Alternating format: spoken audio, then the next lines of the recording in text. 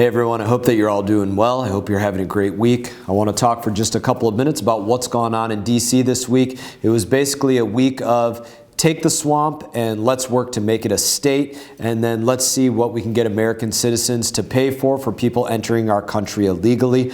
That's right, House Democrats, they love the swamp so much that they wanted to make it the 51st state. That's exactly what we voted on this week. So this bill, to be exact about it, what the Founding Fathers sought to do and sought to guard against was what this bill is doing.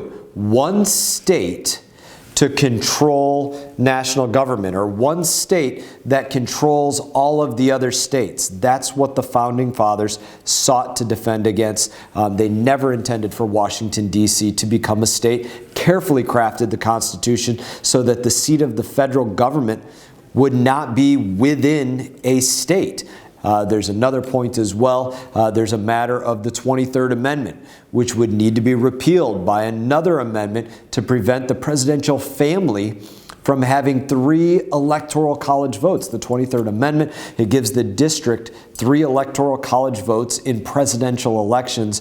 And if all citizens besides the presidential family are removed from the district, they would have undue influence in presidential elections as well. Now, you have to know from your high school civics class that a constitutional amendment, it's a much higher hurdle to clear than a simple majority requirement to pass this bill. It's requiring 2/3 votes, 2/3 majority in both the House of Representatives and the Senate, and then a state ratification is required for a constitutional amendment as well. So you have to ask yourself, have they really thought through the ramifications of this power grab? Because that is what making the swamp a state does. Now, when you look at the facts, it would seem to be the case that, like a true swamp creature, their power is apparently more important. And that is an actual way that people around the country, in Florida and everywhere else, are literally hurt by that simply as a proposal. And I was going to say they've been very negative about any America First policy.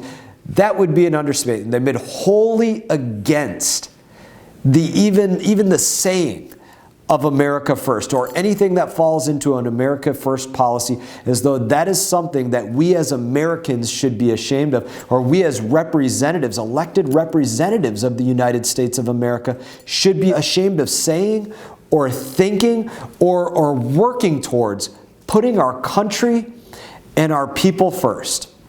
And that's what was taken away in this other legislation that we worked on this week as well. When you talk about individuals entering our country illegally and then saying, those of you that went out to work today, maybe you're a fireman, maybe you're a law enforcement officer, maybe you're somewhere in the military deployed around the globe or away from your family, maybe you're somebody driving a truck, hammering nails, laying block, working in a hospital somewhere else.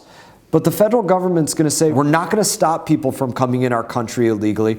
It's going to be encouraged. The physical barrier to prevent them from coming in illegally, that's going to be stopped. We're going to stop the construction of that. And then when the people do come in illegally by the hundreds of thousands, we're going to give them taxpayer-funded bus tickets on your dime because you went to work and your tax dollars come out and you're going to pay for it. And then we're going to give them medical treatment. And then we're also going to give them legal fees paid for on your dime as well. That's also what was voted on this week, that your taxpayer dollars would pay for the legal fees of people here in the United States or entering the United States of America illegally, with very little effort made to curtail that whatsoever actually being encouraged.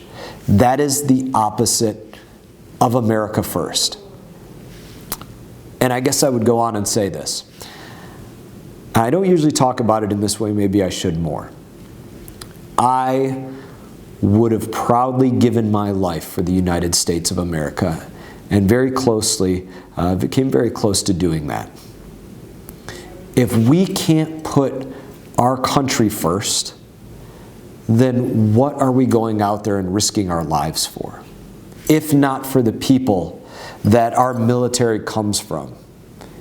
If our military can't go out there and be of the people, by the people, for the United States of America, then what do we go out there and risk it for?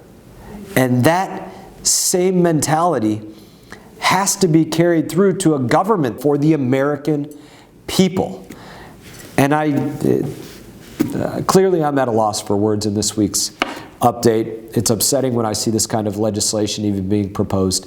In that, I will just end it in this way.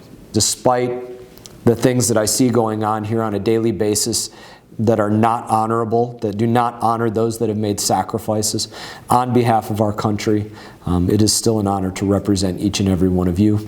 I wish you all the best. I look forward to seeing you all around.